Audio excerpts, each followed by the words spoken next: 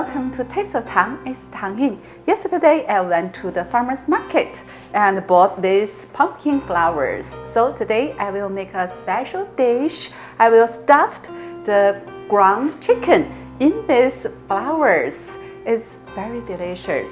The fillings is here. This is ground chicken. This is cheese, mushroom, sweet corn, green onion. This is cooking wine, egg, sugar and salt, white pepper and sesame oil. So I will mix them together and then stuff in the flour, then steam it. It's very delicious. So with all these ingredients, let's get started.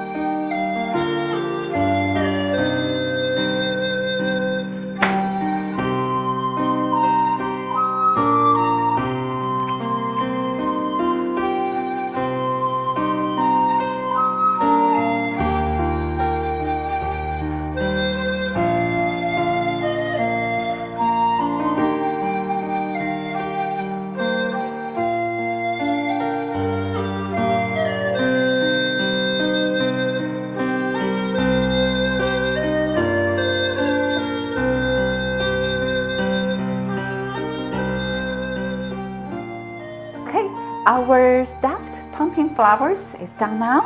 Let me give it a try. It looks very nice.